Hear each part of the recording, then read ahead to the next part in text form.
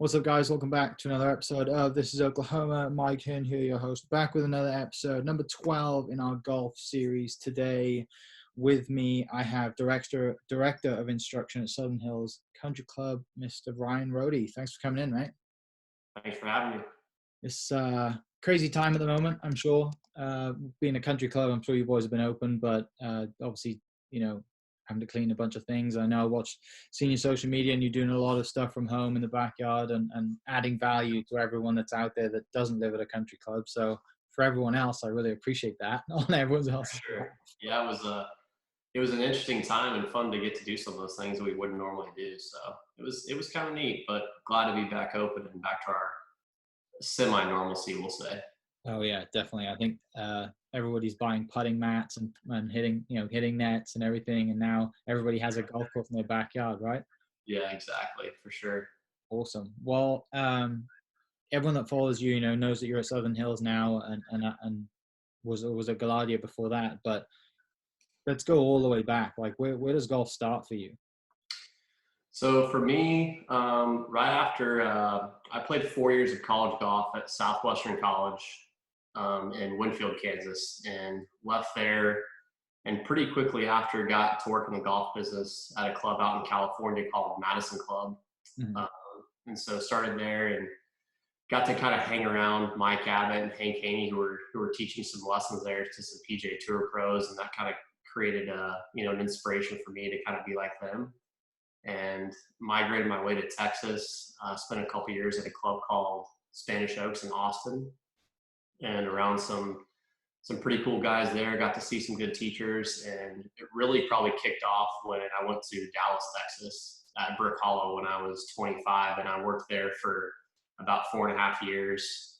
Head pro Simon Buckle, and then got to kind of do an apprenticeship, you could say, with Cameron McCormick, who's obviously famous for teaching Jordan Spieth and So Run You and lots of other players now. So spending that time with him kind of prepared me to kind of go out and be able to do some teaching stuff up and now. But, that was a invaluable experience and kind of being with him. And during that time kind of showed me what it took from that side to get better and kind of constantly improve. But from there I went to Gaillardia and then now back at Southern Hills. So Yeah.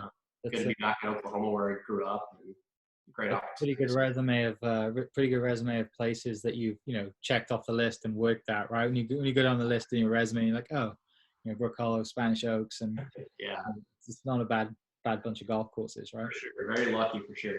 Yeah. So you grew up here, where was like dad play golf, family play golf? Like how do you get into golf from a young age?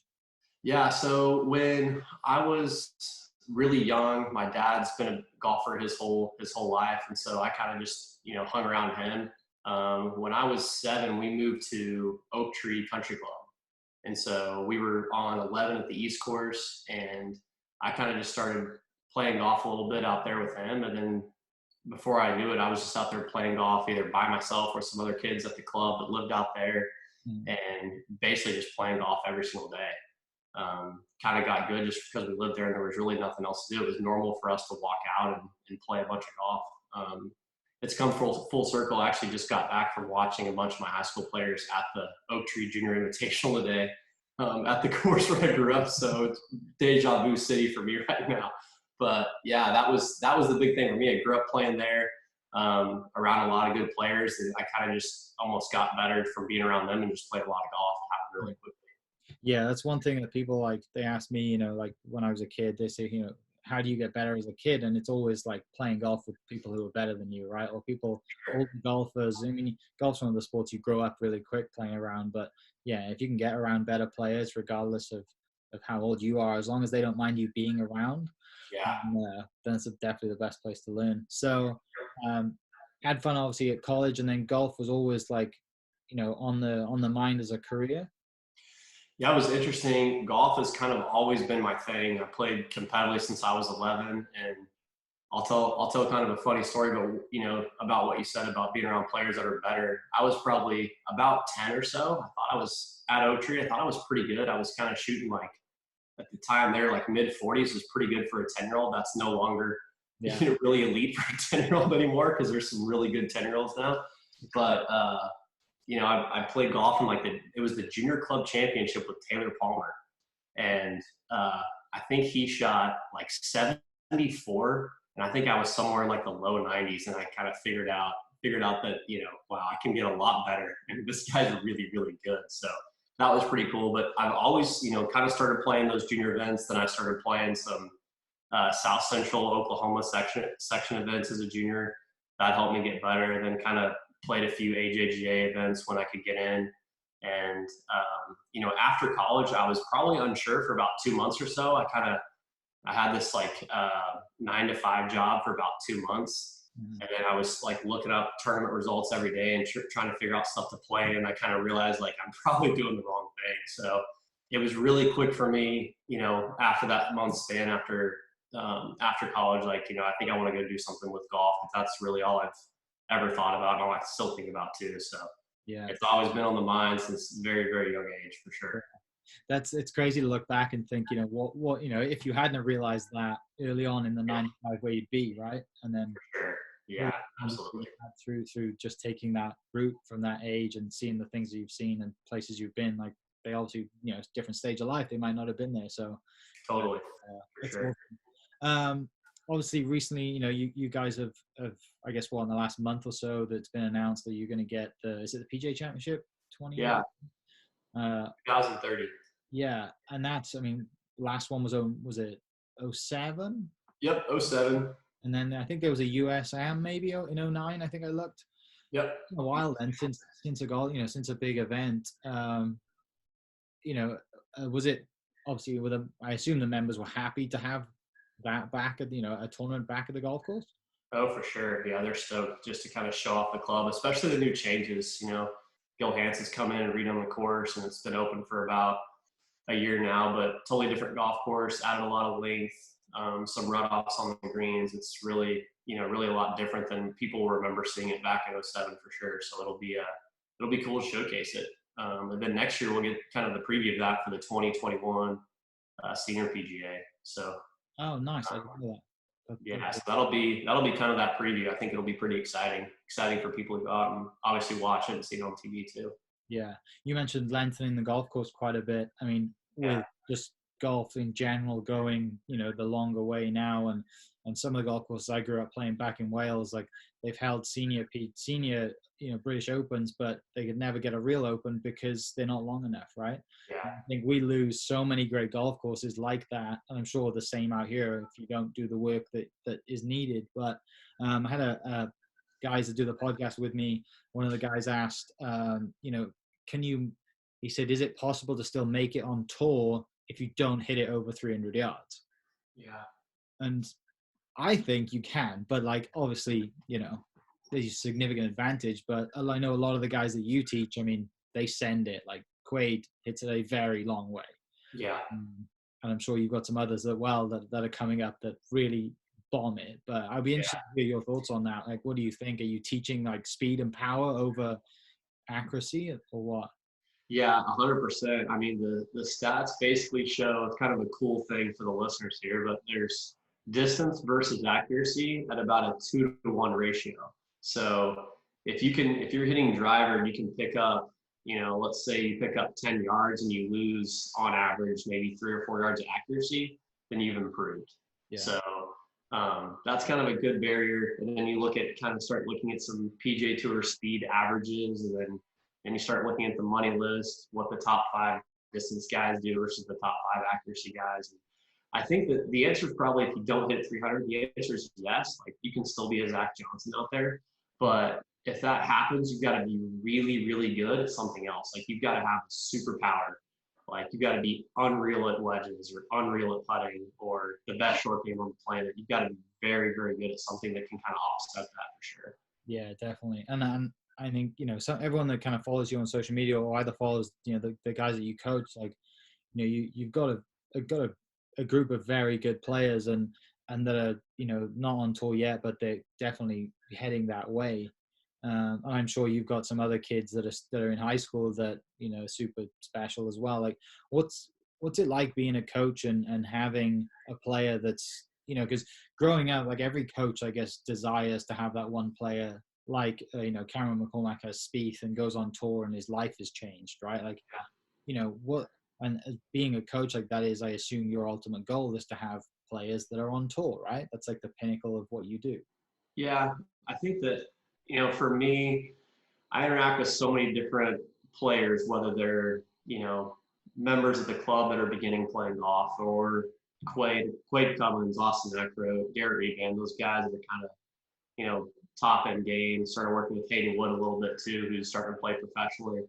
When you're looking at those guys, it's really just kind of that per person basis. We're sitting down, we're goal setting, we're figuring out what we need to do. It's exciting for me to do those things because I think that, I, as a player that was trying to do that as a kid too, I always wanted someone to kind of help me do that. And in a sense, I really didn't know who I could go to do that. So to kind of have that opportunity with those guys, sit down, work together, I learned from them as they learned from me. We kind of, it's a team effort for sure. So sitting down and kind of going, each person's different. Some guys are going to work on more power stuff. Some guys are going to be more short game, and just kind of chipping away at it. And it's a fun process to do. There's excitement on all sides for me. I can see some guy comes in, had a member a year ago that was shooting 120, and now he routinely shoots in the 80s. His life has changed. He's told me, like, I was ready to quit, and now I want to be out here every day. So there's all these cool different goals that happen for me, and I kind of like the randomness of it. Seeing somebody different every time. Golf is just so fun to me. I still go out there and try to get better myself too. So it's fun on all sides for me. Yeah, and kind of like going, I guess, back to like building power and strength and speed in people's swings. I guess that's something that just is across the board, right? Regardless if there's someone who's 55 and played golf for 30 years or someone who's 16, and like, I guess it's kind of almost the same. Yeah, that's a great point. I mean, I think that, there's certainly guys that come in that can gain speed without going and telling them now that you've got to go work out 4 days a week, or just kind of resorting to, hey, go find a fitness professional that can make you, faster, stronger, and come back and work on that. We use swing catalyst technology, kind of use a balance plate so we can see how much they're loading in and pushing off the ground, and use TrackMan launch monitor so we can check swing speeds, and we've got drills that we can do to kind of amp that stuff up. So, it's routine for me to see guys, pick up, 6 to 10 miles an hour in like one session, which can be 30 yards. Then you start hitting a little more solid, it can be 40 yards. So, which is huge for someone who's changes your whole life, right? So you go from laying up on par fours to hitting a 6 or 7 iron into them. So that's game changer right there. And a lot of the stuff, I think I've just kind of browsed through stuff that you post. Like, a lot of it's kind of using the ground up and kind of squatting and using leg power. Yeah. Explain that like a little bit more, just for, I mean, obviously you don't have to go into super detail, but just a little bit. Yeah, the best thing I could tell is like, one, I'm looking at to make sure that, especially in the downswing, that they have the sequence and order. So, we've learned now through, really good research that the sequence, you're going to have, a lateral motion first, and then rotation, and then vertical. So it's got to go in that order. And so a lot of times when you're, seeing an amateur, that sequence may be out of order. If you're seeing a really good player, they may just be pushing off a little bit too soon or too late. So it's just kind of sequencing that thing up. A lot of times if they're doing drills or they're pushing and they look awkward, they're trying to change their sequence. So they're hitting those things at the right time, and they're maximizing their energy from the ground, maximizing that time in which they're hitting the golf ball with the speeds, the fastest right at the ball. So the power's there. So that's kind of fun. And again, I kind of feel like I tell a lot of people, I feel like I'm cheating now because we have information that we know is giving us that correct feedback. And, back when I was playing high school, college golf, I feel like you just grab a coach and say, hey, give me your best look and give me your best shot right here, because I don't know. And it was just a nice educated guess. And now we can actually show them, hey, look, this number changed, this graph changed, and we can go the right direction. It kind of helps them know that, okay, sweet, this works. That field created something different. Look at the speed jump. Look at the path change, all those things. So it really feels like, it feels like cheating, because those things help you, and they help help that person show it's not just hitting a ball in the range and saying, look, that probably went further. So Yeah, that part's nice for sure. for sure, having like the old school guys who are just eyeballing it, and I'm sure there's greats out there that still do, they still eyeball it. Absolutely. You can't ignore the data, right? Yeah, for sure. What about, obviously you coach a lot of good, coach a lot of people and some very good players. What about your own game? Yeah, so I've stayed fairly competitive. For me, I had a surgery in December for um, a torn elbow. So I've suffered through some rehab, and I'm very, very excited for the summer to start playing some golf. Yeah. Played 9 holes Sunday and shot 3 under. So the summer's off to a promising start for me. That's awesome. Because I mean, most people, every golfer that's going to watch this is like, yeah, my local pro, he never plays. Like he's just in the shop the whole time, and it's nice, I guess, to get out and be able to play. And Oh, I love playing. I want to play so bad. Yeah. I keep telling the juniors at the club, told them what I shot, and told them I'm after him for the summer. I'm coming to get him. So yeah, I love to play.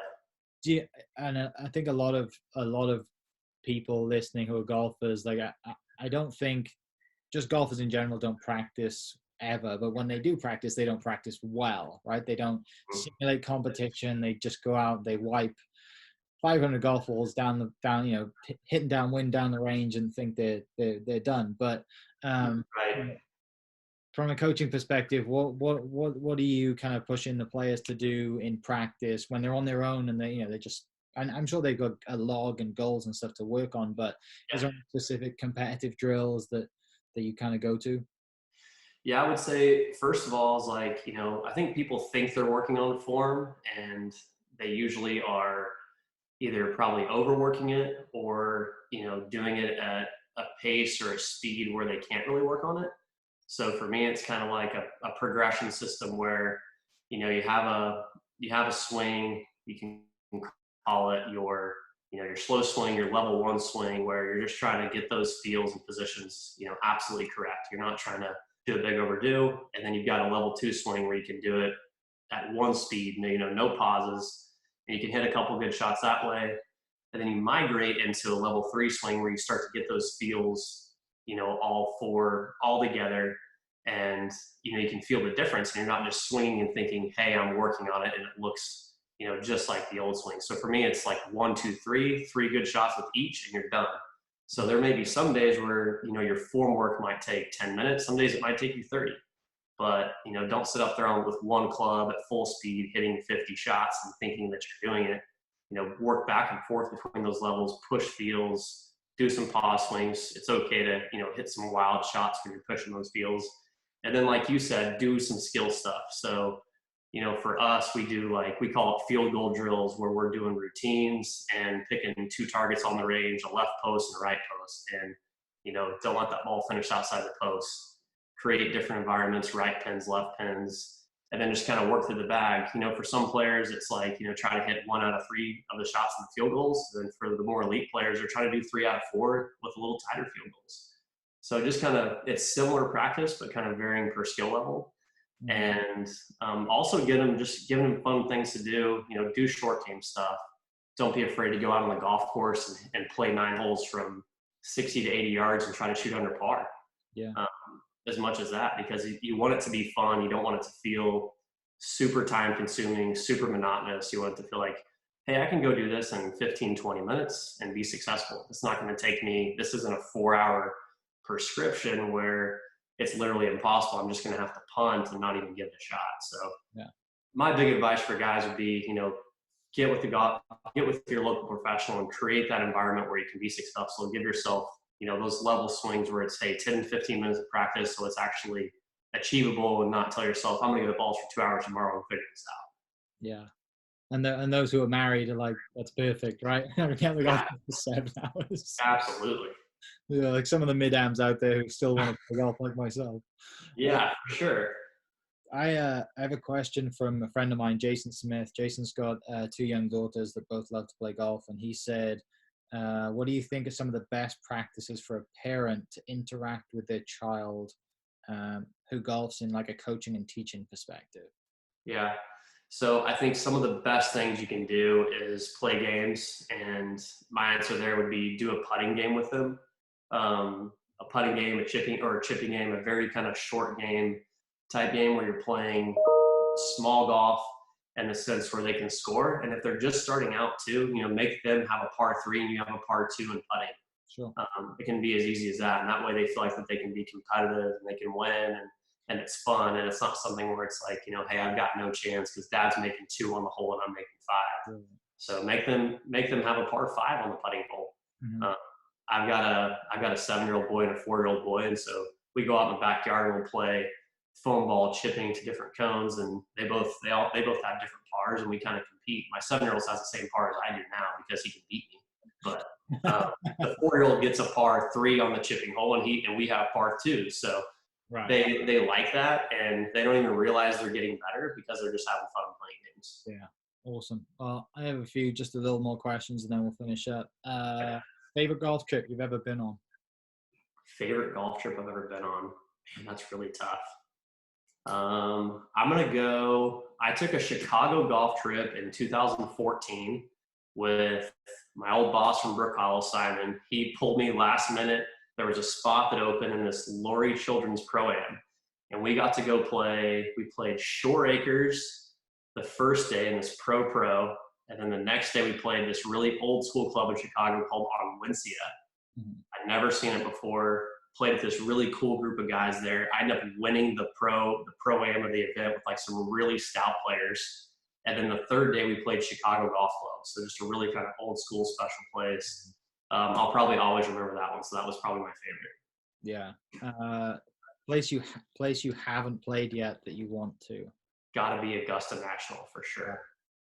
I figured. It's like everyone's go-to.